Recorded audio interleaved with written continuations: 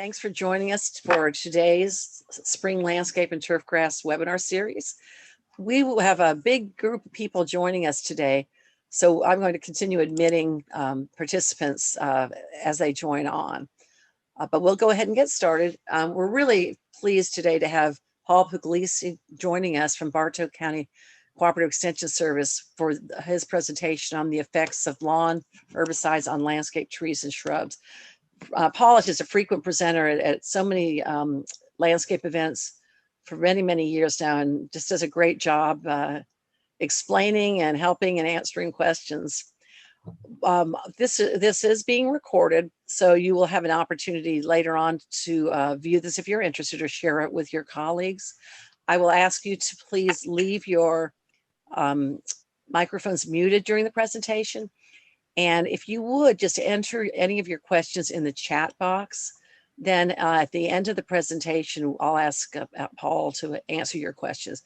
But just feel free to answer any and everything. There's no stupid question, as we always say, and lots of good information to be gathered. So I will go ahead, Paul, and let you share your screen and get started. Thank you. All right. Well, good morning, everybody, and it'll be a good afternoon as soon as I finish this presentation. I want to thank Mary Kay and the Urban Ag Council for inviting me to present today.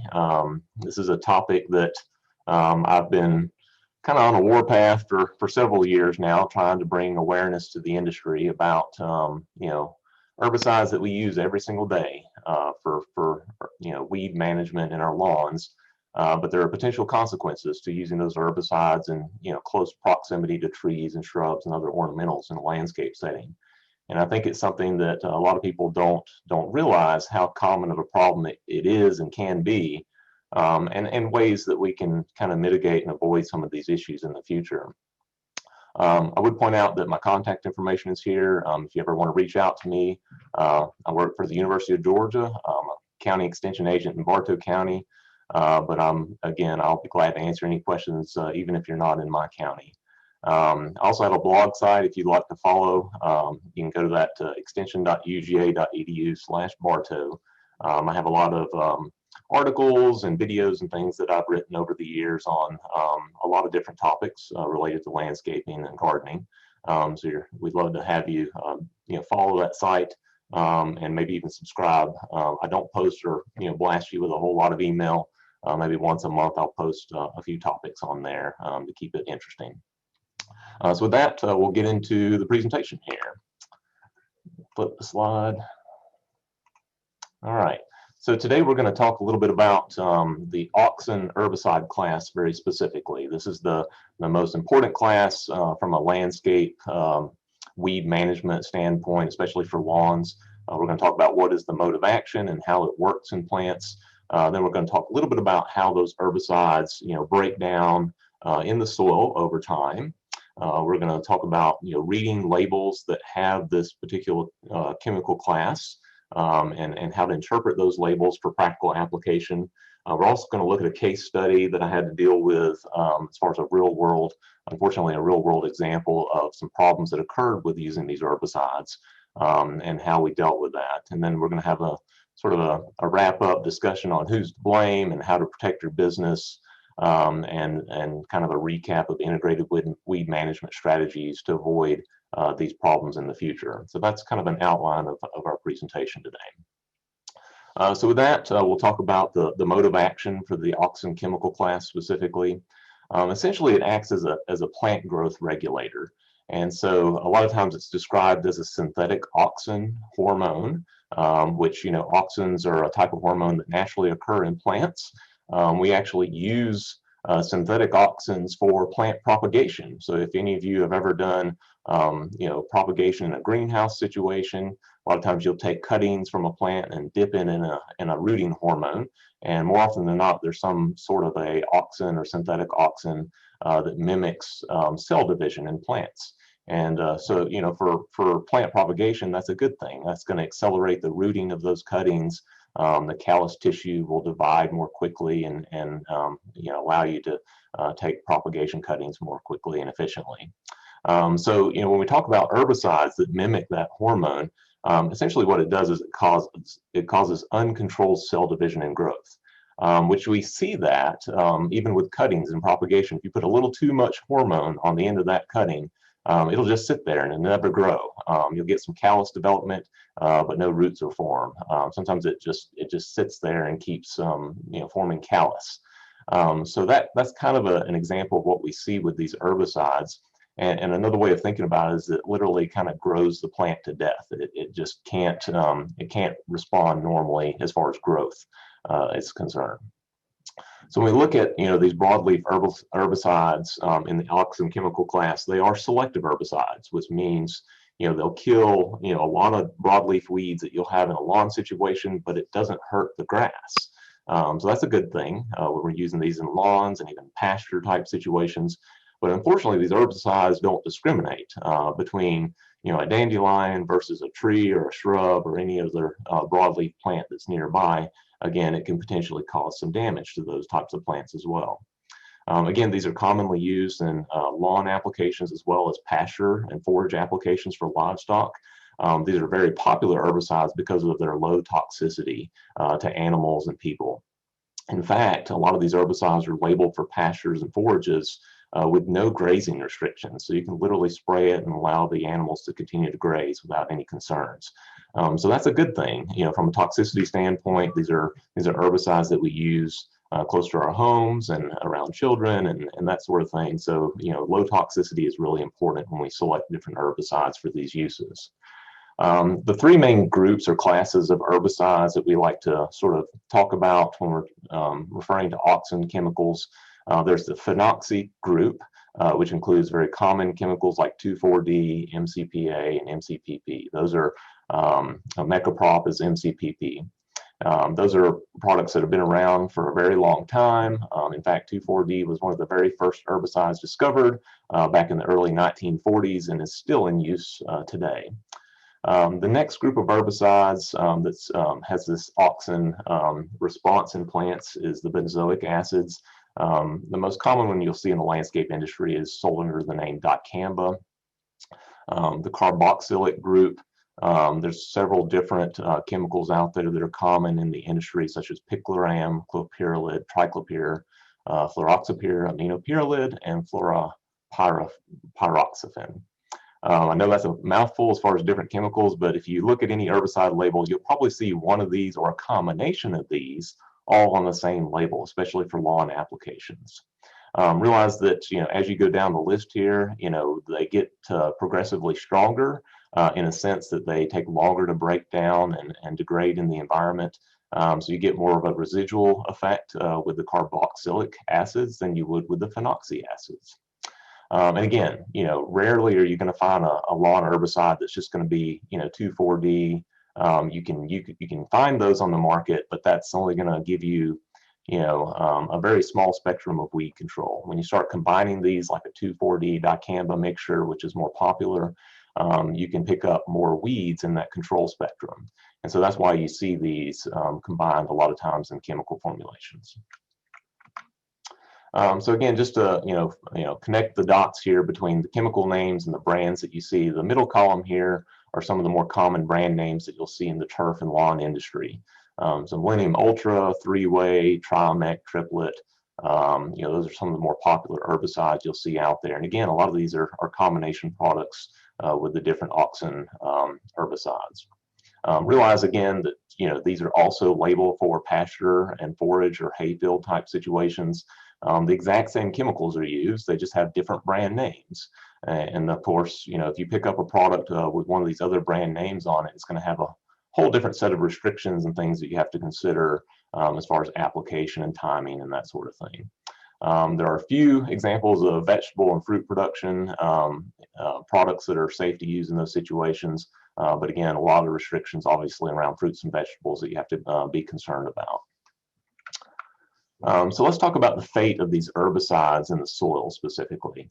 Again, all chemicals eventually do break down, and there's several different mechanisms by which they can break down. When we're talking about these herbicides, and I'm going to focus more on the phenoxy group today, they break down quickly in warm, moist soil. And the main mechanism there is through either microbial action in the soil, microbes that break it down and decompose it, or through photodegradation. If it's on the surface, sunlight will break it down and accelerate that process. And the average, half-life of a lot of these herbicides is between 3 to 6 months, especially for the phenoxy herbicide group. With cool, dry conditions, especially in the wintertime, they can persist in the soil a lot longer, sometimes for several months. Of course, the longer it stays in the soil and the longer it takes to break down, the more concern you have as far as leaching in the soil and moving in that soil profile. And again, be thinking about, that's a concern, obviously, when we're dealing with tree roots and shrubs that have deeper roots that may come in contact with some of these herbicides. When we do a surface application with these herbicides, they, on average, don't move more than an inch into our clay soils. In more sandy or loamy soils, they're going to maybe move a few inches deeper than that. But generally, they stay on the surface. But there are exceptions. Irrigation obviously can wash those herbicides off-site.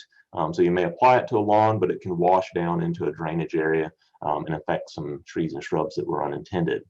Another consideration is, very, very dry soils. In a drought type situation, you get soil cracks that are formed, especially in a clay soil.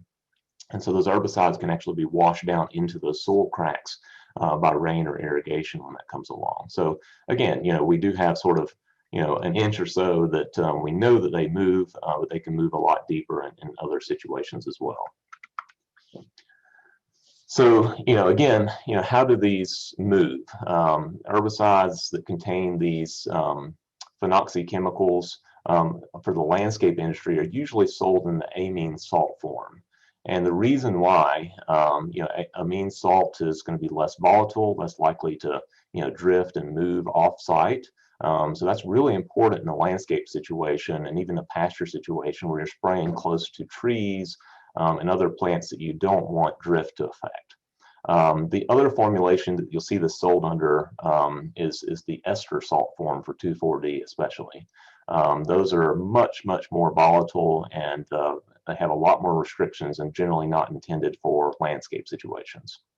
Of course, again, there's advantages and disadvantages to the different formulations. When we look at the amine salt form, that actually makes it more soluble and more water soluble specifically. It's going to be more mobile in the soil when it rains. So obviously, it's a trade-off. You want something that's less volatile, less likely to drift, but a consequence of that is it can move in the soil more quickly. And as a result of that, the label is going to warn against spraying anywhere near desirable plants. That's kind of a given. It's also going to have some language on the label that says, avoid spraying near the root zone of trees and shrubs. Well, you have to think about, well, what is the root zone of a tree or shrub? It kind of depends on, the age of that tree and the size of that tree. So it's a very vague, thing that you have to think about there, and every situation is going to be a little different. Also, you need to avoid exceeding the recommended rate of that herbicide within the drip lines. And that also includes the number of applications that you're limited to per year as well. So that's a consideration. And again, the drip line is part of that concern, but those roots, as you probably know, go well beyond that. And that's something else to think about as well. So looking at some symptoms of, phenoxy herbicides specifically, 2,4-D, again, is probably the most common herbicide on the market today. And again, you usually find that mix in most formulations that are combination products.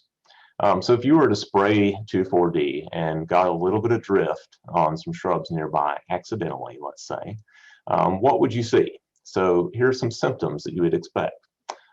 First one is twisting of the leaf petiole. The petiole is the little stem that attaches at the base of that leaf. The terminology that we use to describe that twisting of the leaf petiole is called epinasty. And that's just a fancy term that describes the turning or curling of that leaf upside down. So kind of look at it as like a pig's tail. That's the best way to sort of describe it. And of course, you also get cupping of the leaf itself. Downward cupping is a classic symptom of 2,4-D drift injury. On the newest growth, because these herbicides are like hormones, they move to the newest or youngest growth in that plant. And so as those new buds start to produce leaves, that youngest growth is going to come out with sort of a shoestring or narrow strap-like leaf when they're very young coming out. So again, that's a symptom of that 2,4-D inside the plant and moving out to the newest growth.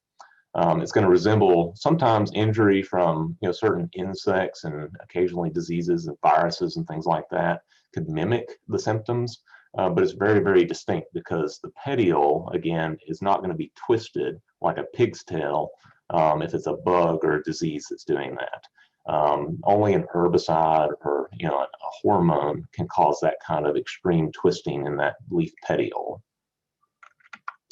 So here's a couple of photos of 2,4-D injury or phenoxy herbicide injury on a couple of garden plants that you probably are familiar with. Upper left-hand corner is a bean plant.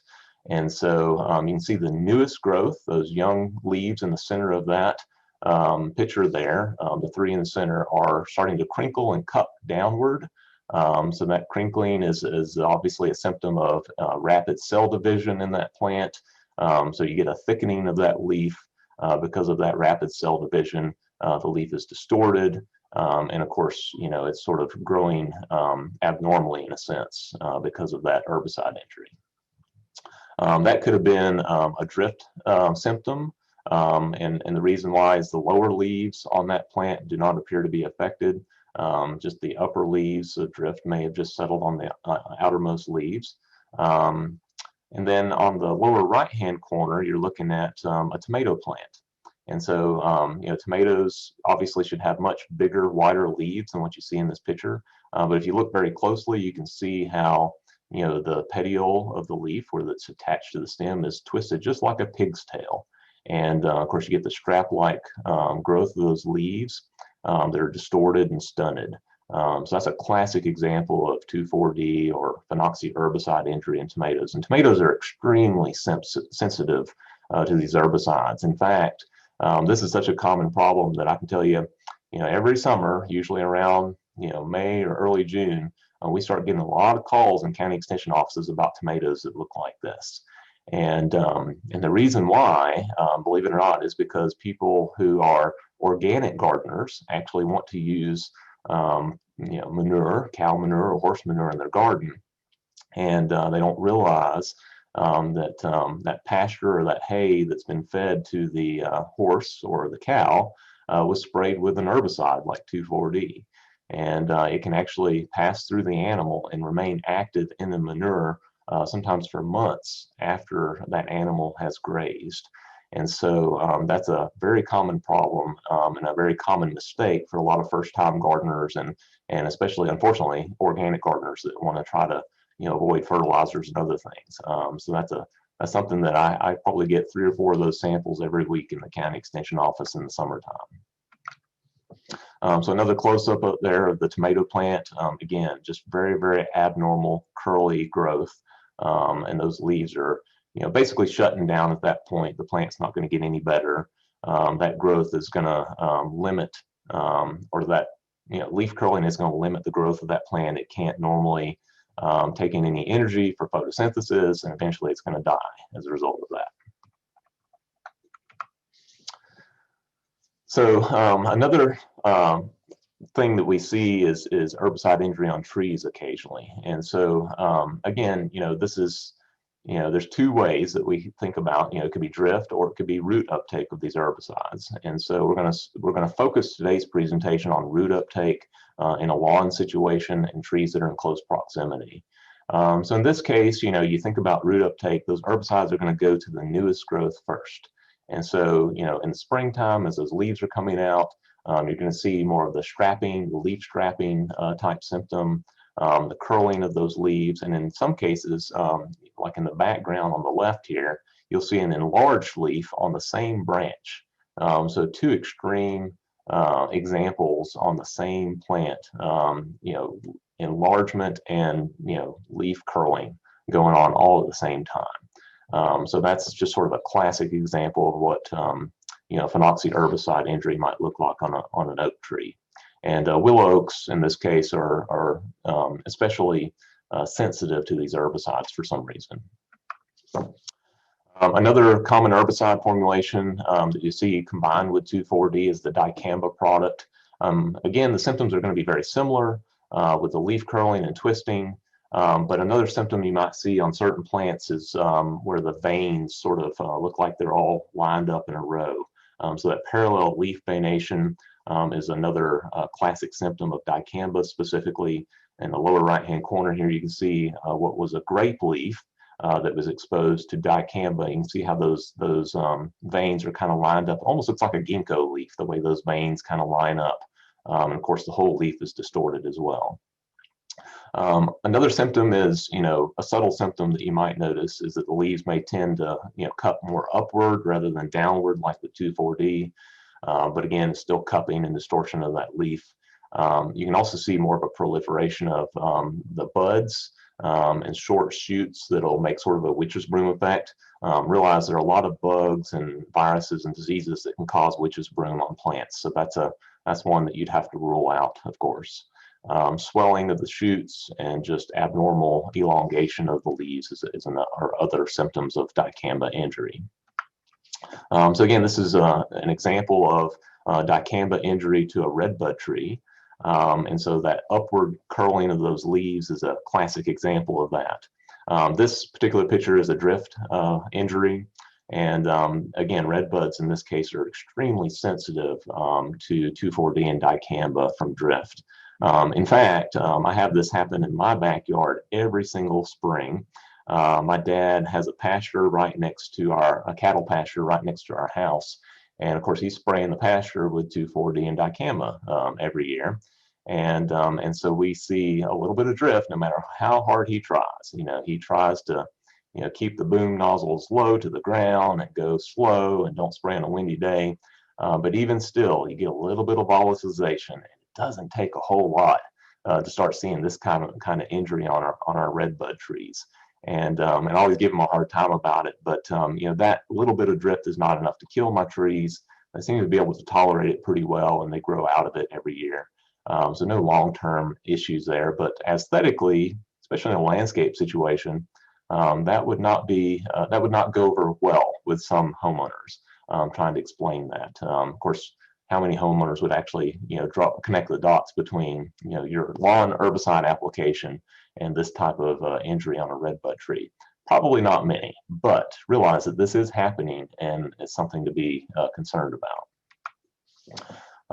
Another example of phenoxy herbicide is triclopyr.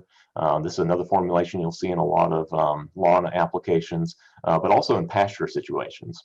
And this was a scenario where a farmer had actually brought me some leaves of a tulip poplar tree. Actually, he had several of these around the edge of his pasture that he had sprayed. And he said, I didn't spray on a windy day, and I was very careful about not getting anywhere near these trees. And realize again, poplars are one of those trees that are very sensitive to these herbicides. But as I started asking him some questions, we come to find out that the timing of this application was maybe a little bit off. He sprayed one day, and then the very next day there was a very, very heavy rain, a couple of inches of rain. And so a lot of that may have moved from the pasture down into this grove of trees. And he saw the trees. I mean, he really thought they were dying. That's how bad they looked. And so when he brought me the leaves, they were, almost looked like they were wilted. That was what he thought. He's like, we're not in a drought. We just had a couple inches of rain, so they shouldn't be, dying from drought or anything like that. But as we started looking at them, you can actually feel the leaves and touch and tell that they're not wilted. That, a wilted leaf is going to be very flimsy, right? Whereas with an herbicide that's causing these types of symptoms, the leaves are going to be turgid. They're going to be stiff, like they're fully hydrated.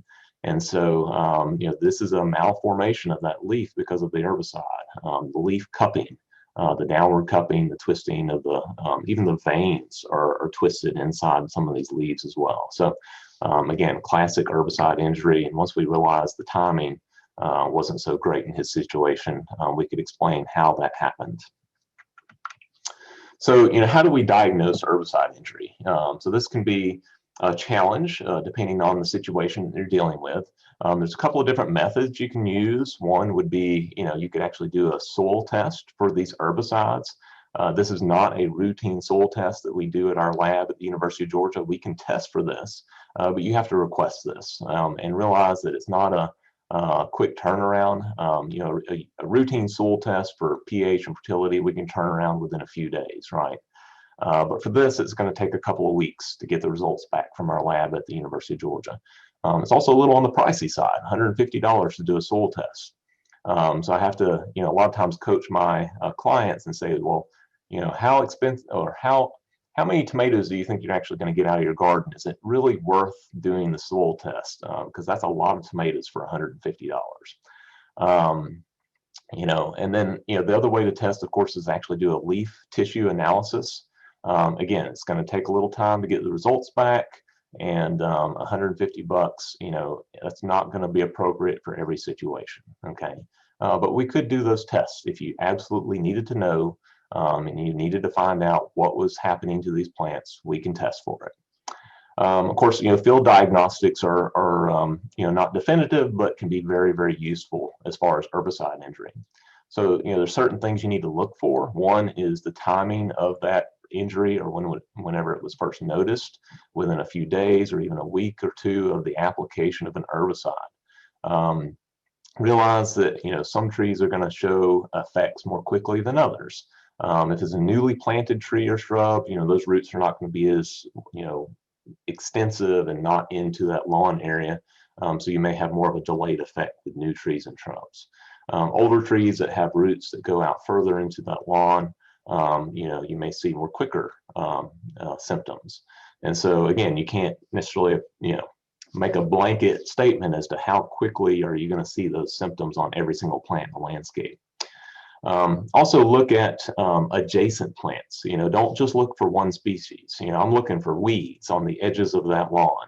Are the weeds showing symptoms of twisting and curling? Well, then that means you sprayed an herbicide and it did what it's supposed to do. It's supposed to kill those weeds, right? And then, as you go further out, look for other species. If you have one shrub that's affected, there should be other species that are completely unrelated that may show also, symptoms. The symptoms may be different from plant to plant, right? Because every plant's going to be more or less sensitive. But the fact that you have multiple species involved is going to rule out a lot of insect and disease issues, because most insects and diseases are very host specific or very plant specific. And so again, if you see multiple species involved, that's sort of a smoking gun that rules out insects and diseases very quickly and starts leaning towards some sort of a chemical injury being involved in that situation. So let's take a look at a label. So this is where, how to read a label with these types of herbicides. This is an example of a very common herbicide that you'll see in the lawn industry. And in the top corner there, you can see it contains 2,4-D, Mecoprop or MCPP, and dicamba. So that's a very common, three-way type mixture of phenoxy herbicides. And all three of those are phenoxy herbicides in this case. And so, on the label, there's going to be precautions that you need to think about and read. A lot of times we gloss over these. We may not read the label every time we pick up a product, but you need to be aware of some of the language that's on here. For the first line there that's highlighted, it says, for turf use, the maximum number of applications per treatment site is 2 per year. So if you really think about that, what that's saying is you should only spray this product 2 times a year, and that's it, no more. That's the most you would ever want to use this. And if you didn't catch it in the first sentence, it says it again. Do not make more than 2 applications per year, including broadcast applications in combination with spot treatments. So that's a very specific limitation on this herbicide. And again, this is one of the most common herbicides you will use in lawn weed control situations. And so I would dare to say that many lawn care companies are probably spraying more than 2 times a year for weed control with these products. So that's technically a violation of that label. And that could get you into trouble with the Department of Agriculture if you were ever audited as far as your records. So keep that in the back of your mind, first of all. And then additional precautions here. I highlighted, it says avoid mist of vegetables, flowers, ornamentals, trees, shrubs, and other desirable plants. Again, that's an obvious thing, but certain things like tomatoes, red bud trees, things like that are going to be extremely sensitive and can, you can have problems that are going to show up that you wouldn't normally expect to see problems because they're just so sensitive. And then again, it sort of reinforces that and says, do not spray the roots of ornamentals and trees. Do not exceed the specified dosage for any area, and be particularly careful within the drip line of trees and shrubs. So that's a little more specific when we start getting into the drip line of those plants and where that is as far as potential exposure. And then if you go down further on the label, it talks a little bit more about specific application rates. And so the post-emergent application for turf on this label says make no more than 2 applications per year. So that's the 3rd time we've seen this on the label already. And then it also has the maximum seasonal rate. It's broken down in pounds of active ingredient per acre. So that's 3 pounds or 8 pints of 2,4-D active ingredient per acre. And of course that excludes your spot treatments when we're talking about the seasonal rate maximum there. So again, there's a lot of ways that we can, again, no more than 2 applications per year. The seasonal rate, 8 pints of active ingredient per acre. Don't spray within the drip line of those trees and shrubs. These are all things that you need to think about when you're using these herbicides, and think about, is this the appropriate herbicide to use for that situation, right? This would be fine in a baseball field or a football field. There's no trees anywhere nearby. This is a great herbicide application for that situation. But in certain home situations, especially landscape situations that have really tight landscapes, this may not be the best choice for you. And that's something to think about. Okay, and we're going to revisit that later in this presentation. So again, sort of emphasizing what are those areas of concern. So it said very specifically the drip line of a tree's canopy is the highest risk. Again, older, more established trees are going to have more extensive root zones. And we know based on research that the root zone of a mature tree is as much as 2 to 3 times the canopy width. And so if you look at the illustration at the bottom of the slide, you can see, the drip line would be the farthest reach of those branches. And you can see, obviously, those roots go easily twice the width of that tree canopy in any direction. So that's a mature tree, obviously, okay? But that's something to think about, okay? Research shows that the absorption roots of a tree can extend more than 2 times the height of that tree is another way of looking at that. More than 50% of the tree roots, believe it or not, are beyond the drip line. 50%, more than 50%. So again, there's still potential uptake of those herbicides. If you got a lawn anywhere within that root zone and you're spraying herbicides, that tree is taking up some of that herbicide. It may not be enough to show symptoms, but it's taking it up, and that's something you need to think about. And in some situations, it can be enough to cause problems. Something else to think about, for homeowners, what are they doing with the grass clippings? When you spray that lawn, are they cutting their own grass? Are they collecting those grass clippings? A lot of them want to throw that into their compost bin. That's a potential problem there. You could carry over these herbicides and grass clippings into your garden from compost and that sort of thing. I know y'all don't deal with hay or manure probably, but again, I mentioned that briefly at the beginning of our presentation. That's another carryover concern with these herbicides. So you need to ask questions. Where are you getting that hay from? Where is that manure coming from? And what are they feeding those animals? Because if any pasture or any hay is sprayed with these herbicides, you will get carryover into a garden situation. Again, there's a lot of literature out there that describes certain tree species as being more sensitive than others. And some of these are very common species that you'll see in a landscape situation. Think about river birch, for example. Up here in North Georgia, we've got a lot of box elder trees that are native. Everybody's got probably a couple of those growing in their backyard around here. Apples, edible apples, ornamental types, the crab apple flowering types are both susceptible. Poplar trees, as I showed you earlier, redbud trees, oak trees, lilacs, and a lot of other shrubs are potentially susceptible to these herbicides.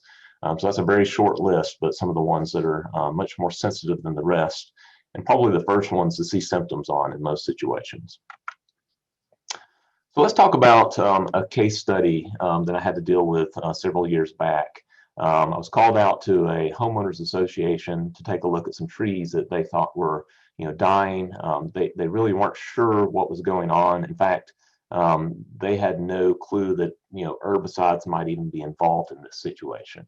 But as we started looking at it, and I'll show you some pictures here in a minute, it became very clear that herbicides were at play in this situation. And so the first question I asked was, well, what is your spray schedule out here for these houses? And in this case, the same lawn care company treated every home in that homeowners association with the exact same schedule.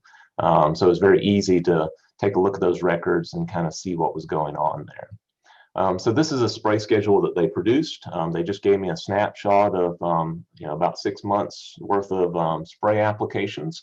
And so we'll walk through this, and I just want to emphasize this is not something that I would recommend. And it's definitely not aligned with what the label recommends for these products. So this is not something you would want to do, but it could potentially be a practice that you've seen in the industry or maybe even familiar with personally. So in this case, they put out a fertilizer in July, and they followed that in August with a 3-way herbicide. And that's the 2,4-D dicamba mixture that we were talking about earlier, just a spot spray application. Spot spraying a few weeds here and there, that's very, very low risk, not a major concern, right? They come back in September. They put out their pre-emergent application in September like they're supposed to. They got it out at a good time of the year.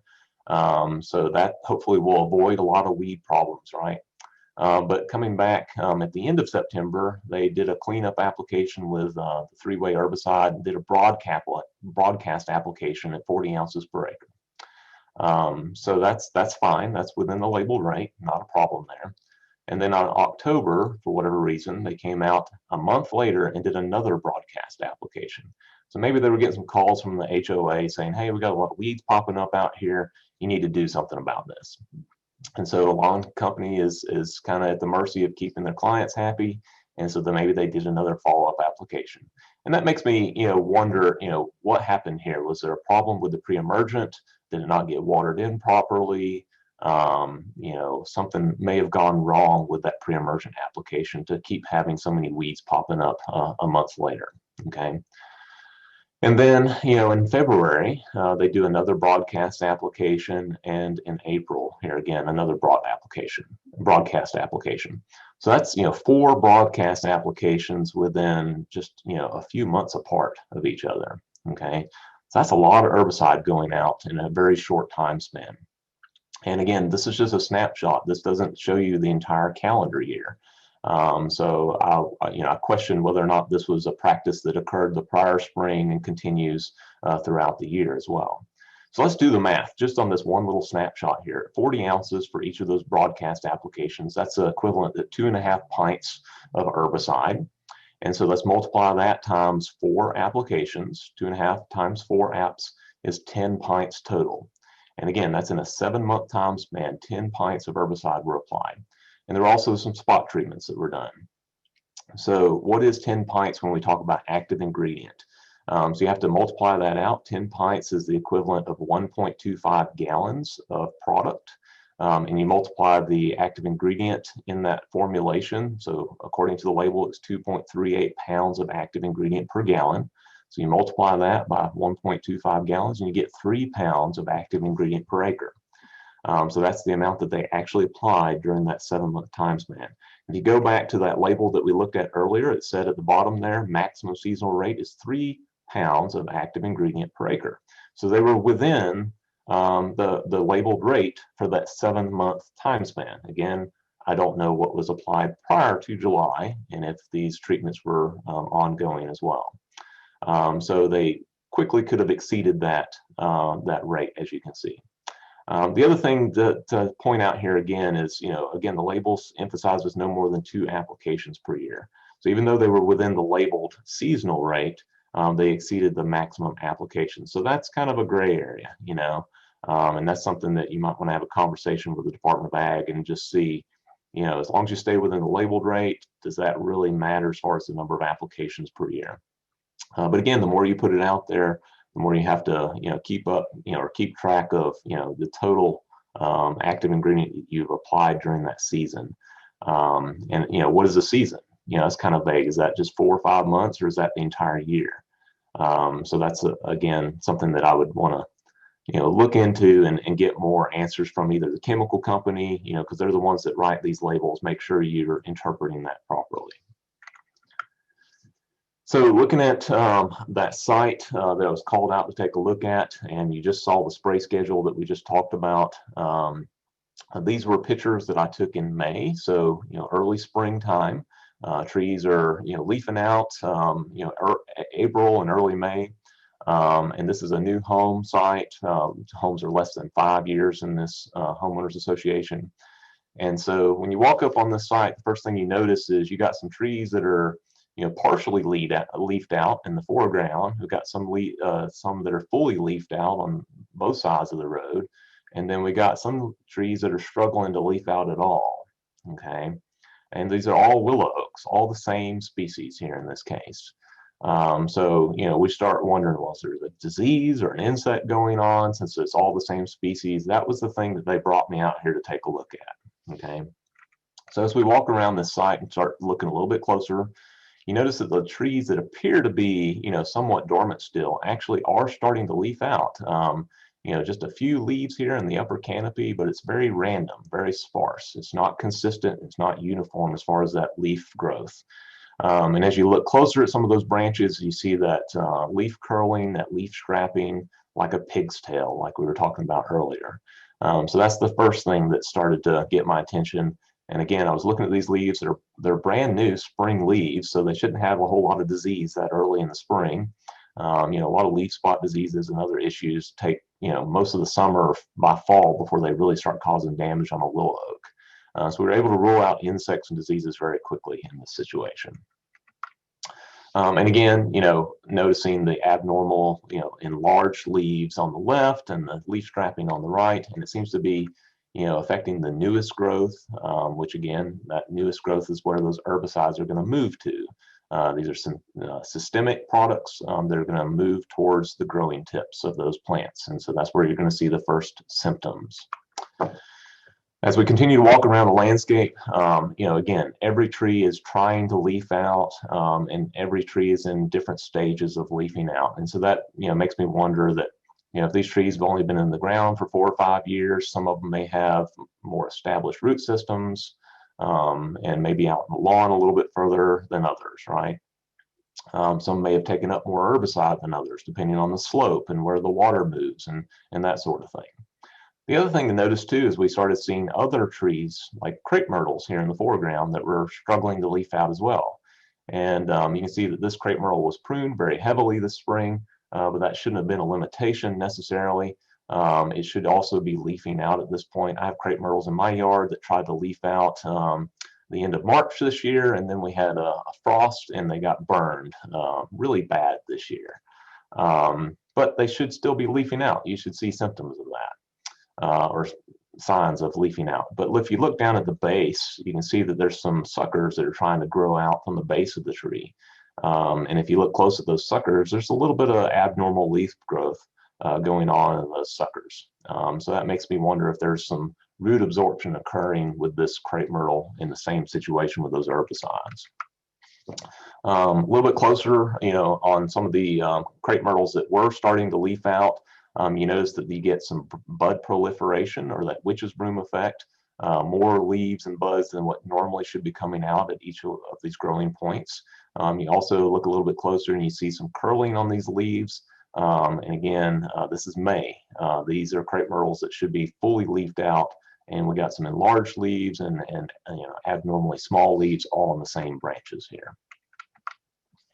So again, the more you start looking at these crepe myrtles, the more you realize, hey, the same thing that's going on with the willow oaks is occurring with the crepe myrtles now.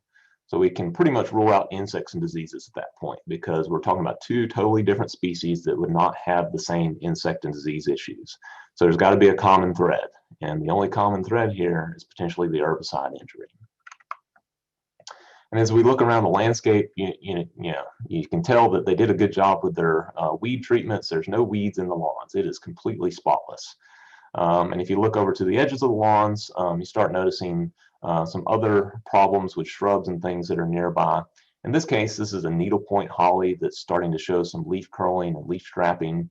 And that's probably a drift injury, because in this case, if you look at the shrub, you can actually sort of draw a line about halfway across the canopy of that shrub. The upper canopy looks good, the lower canopy is showing symptoms. So obviously they got a little too close when they're spraying the edge of this lawn and got some drift spray over onto the edge of that shrub. So not enough to kill that plant, but it's unsightly, and obviously a phenoxy herbicide was to blame. And obviously the symptoms are very similar, and the timing is similar to the trees that we were just looking at. Everything happened all at about the same time. Here is a big leaf privet shrub, or ligustrum.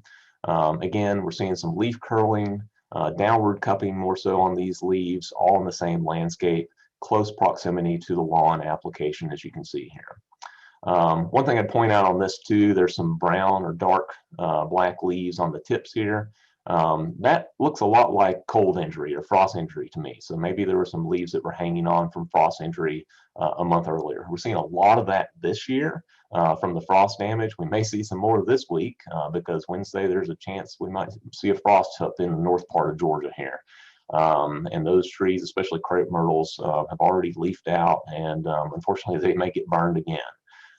So again, I can't go just based off of that burn injury. That looks more like something else is going on, but the leaf curling is classic phenoxy herbicide injury. And again, this is springtime. They've had plenty of rain.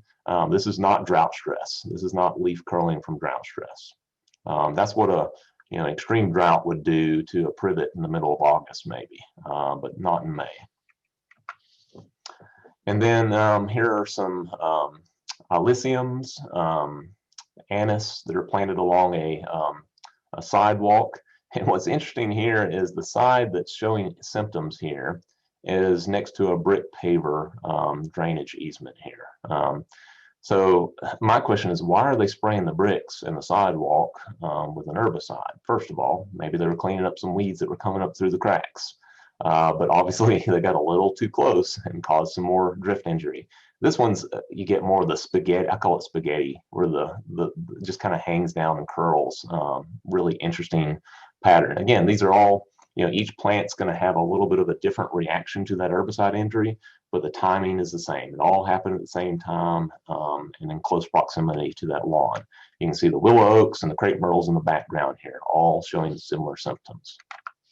So the landscaper wanted some absolute confirmation of this. And so we did a leaf tissue analysis. And so we pulled about 60 leaves off of these willow oaks randomly and put it in a Ziploc bag to send to the lab. And we did what's called a phenoxy herbicide analysis, which is going to screen for the most common herbicides in that group, 2,4-D, dicamba, picloram, and that sort of thing. Interestingly enough, the only one that came back positive on that test was the 2,4-D product. And the level that they found is 0.52 parts per million. It doesn't sound like a whole lot, but we know based on research and literature that's out there that the lowest residue of 2,4-D that will produce symptoms on shrubs that are susceptible in trees is 0.02 parts per million. So that's a very, very low residue level that's necessary to cause symptoms. And so they exceeded that greatly in those leaves, enough to explain the symptoms that we were seeing there in the situation. So the next question is, well, are these trees going to die? Are they going to get any better? And how long is it going to take to recover, from this herbicide injury? And unfortunately, the answer to that is it depends. It depends on, the health of that tree. Trees that don't have any other insect and disease issues and only got a low dose of this herbicide that are vigorous, they may grow out of it with time. Okay. But there's no way of knowing. Every tree is going to be different in this situation. So you're going to have to evaluate each tree on a case-by-case basis to make that determination. And if lethal doses are absorbed by those trees, they can still persist. They may try to leaf out and bud out for the next 2 or 3 years before they finally kick the bucket. And that's common with trees because it's a big plant. It takes a lot of herbicide to kill it, right? Or a lot of time to kill it. But what happens is if it's not fully leafing out every year, it doesn't have a canopy to feed itself. It's not taking up enough sunlight for photosynthesis. So over time, the tree literally starves to death. because there's not enough leaves to create energy, carbohydrates and sugars from photosynthesis to feed that plant. So eventually it's going to catch up with it. And then you throw on drought stress or something else, and that could finish it off very quickly. Another thing to consider is, exposure early in the spring is going to be more severe, because if you think about how, plants go dormant, all the, sugars and carbohydrates that it stores up for that leaf and bud production the next spring comes from the roots, right? And so all that's moving from the roots upward in the springtime, and those herbicides are going to move upward with that more quickly. And so, your symptoms are going to be much more dramatic probably in the springtime than any other time of the year. So something else to think about as far as trying to determine, spring may not be the best time to determine if these trees are going to recover. They may start to leaf out better by midsummer, and maybe it's not enough to cause any long-term damage, but only time will tell. So, what can you do to help those plants? Irrigation can, leach those herbicides, from the soil. That can be a good and bad thing. If there's no more herbicides going out, then, maybe we can dilute it out in a sense. Avoid drought stress in those plants, because the last thing you want is one more drought or one more injury, from stress on top of the herbicide injury that's already occurred. Another thing that's, in the literature, a lot of times you'll see it says don't fertilize for one season after the injury occurs. Again, you want to let these plants just kind of naturally recover over time. Last thing you want to do is force a lot of new growth on that plant that it just can't handle just yet. Delayed pruning, again, for at least a year until you can assess, what's, how severe is the dieback on these trees, and whether or not it's even worth pruning to try to salvage them at that point. There's always a question about, well, can we take the herbicide out of the soil? And so you can actually, you can use what's called activated charcoal, which can be applied to soil applications to absorb chemical spills and that sort of thing. And that just ties up those residues is what it does, okay? But realize that this has to sort of happen before the damage occurs. So if you spill like a whole sprayer, right next to a tree, throw some activated charcoal on that soil and tie up that herbicide right away. That can be very helpful. But once that herbicide is in the tree, in this case, it's too late. It's too little too late. You can't take it out of the tree. It's already in the tree. So the damage is done. And then, of course, after a year or so, you have to make a decision. Are you going to remove the trees? And if you do remove those trees and decide to replace them, you might want to do a soil test and check for residual herbicides before you replant, because the last thing you want is the same thing to happen all over again. So, to kind of wrap up our discussion today, who's to blame? Could you blame the landscape designer in this situation for putting, the lawns too close to the trees on these bed lines? It's poor landscape design, if you ask me. In most situations, you probably wouldn't want a tree surrounded by grass that close, okay? Is the herbicide label too vague? Is the EPA or the manufacturer doing a terrible job of explaining this to you? You could look at that a couple of different ways. It's really small print, it's hard to read, but it's also said, mentioned on that label 2 or 3 times in different ways. So, they do try to go out of their way to emphasize that this could happen, okay? And then, tree ordinances. A lot of towns and counties now have tree ordinances that mandate, you have to have a shade tree in every front yard. Well, if that's the case, it's hard to, design a landscape with a lawn, and you got a shade tree in every front yard, So they're forcing them to put trees in these situations where trees may not be appropriate if you're going to have a lawn space. So that's something that you're working or fighting against as well. The homeowners association, maybe their expectations are too high on that lawn care company. They got to be able to tolerate a few more weeds and not be calling them every month to come out there and spray because somebody has a few weeds in their yard. It's just not a reasonable expectation. And obviously, they're paying the price for that later, right? And then, of course, there is some responsibility or blame there for the turf grass manager. He's the one that chose that product to use in that situation. And he's responsible for applying that product according to the label.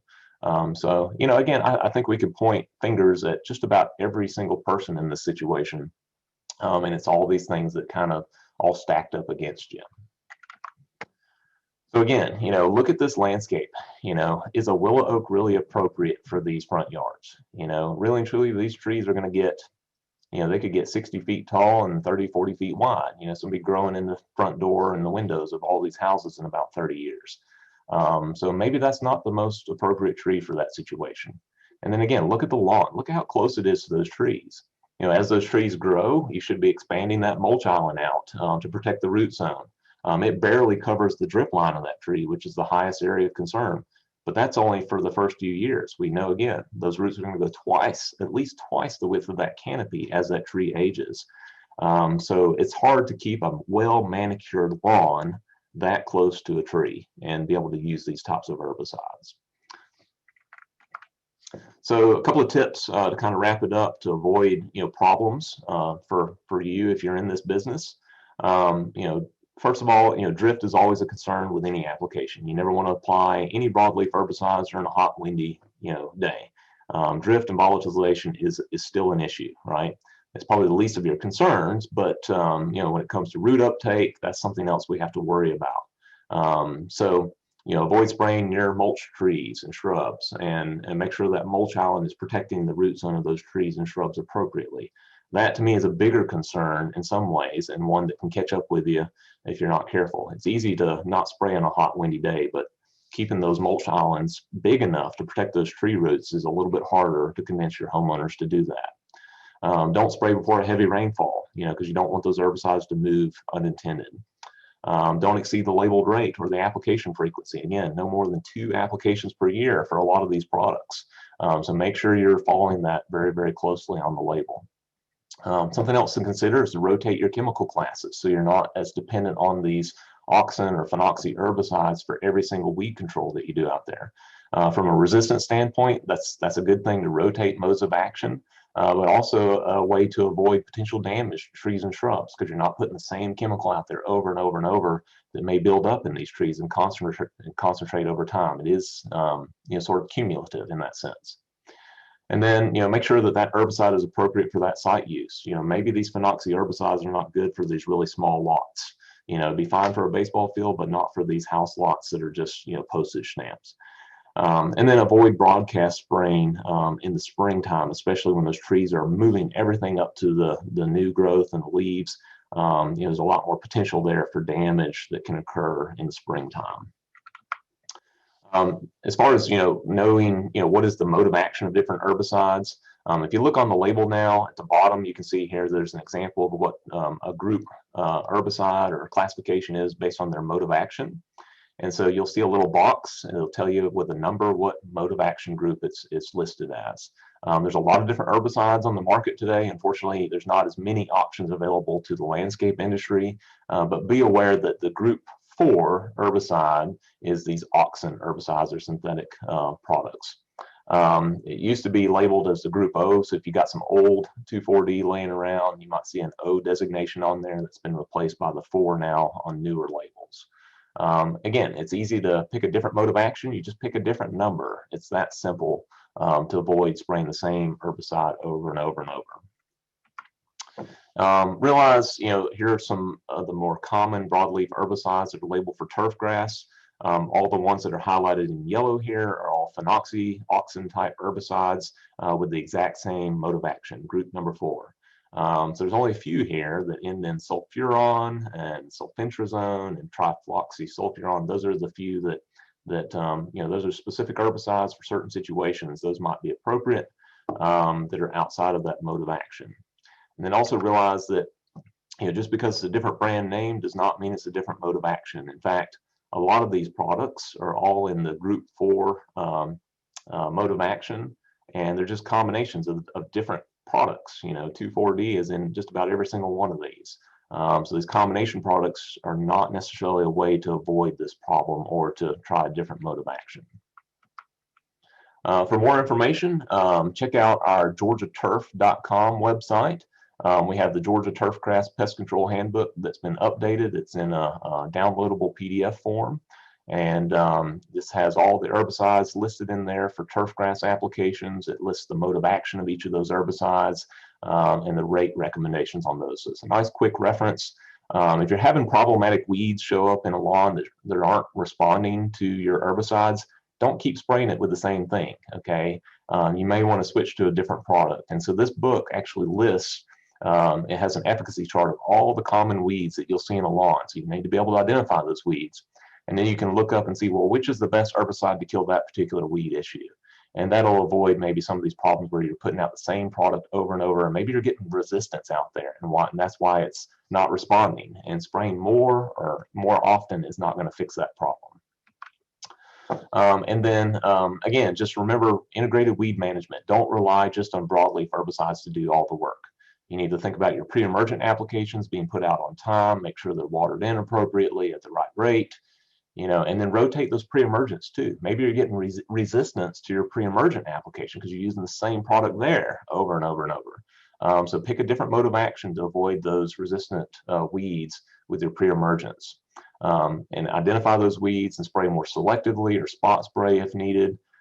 Keep your turf grass thick and healthy. Do a soil test. Make sure you're putting out the proper amount of fertilizer and keeping the pH up. Because a turf grass that's thick is going to have less room for weeds to grow. You're going to outcompete those weeds and have less weeds in the long run. Again, spot spraying is always preferable to broadcast spray applications if that's all that's necessary to do the job. Again, read and follow those herbicide labels very, very closely as we talked about today. Keep detailed records of your herbicide applications so that you can make sure you're not exceeding the labeled rate and the number of applications per year, but that's also to protect you. If you ever get inspected by the Department of Agriculture, they want to see those records. And if you get blamed for something, you want to have good records that'll back you up. And that's the only way that's going to, the Department of Ag will back you up in a court of law if you have good detailed records. And be sure to train your employees and calibrate those sprayers and make sure you're putting out the product at the right rate. Make sure those nozzles are not wearing out and that sort of thing. To help you with weed identification, University of Georgia has the Weeds of Southern Turfgrass book on the right that's available through our publication office for $14. That's a nice little color picture book of weeds, common weeds that you're going to see. And again, knowing what those weeds are is half the battle to be able to select the best herbicide for that situation. If you want a more extensive book, if you go online, you can go to Barnes & Noble or any other book company and find the Color Atlas of Turfgrass Weeds. This is a little more expensive book, but it not only has pictures of those weeds, but it also has chemical recommendations embedded in the same information about each weed. So it's kind of a one-stop shop as far as information about control options, as well as weed identification. So that kind of wraps up my presentation for today. And I'll be glad to take any questions that might be out there.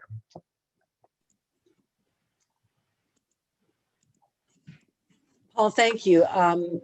If you do have any questions, please put them in the chat box, and then I'll ask Paul. I did have one comment that someone sent to me during the presentation, and it sort of harks back to the presentation we did last week.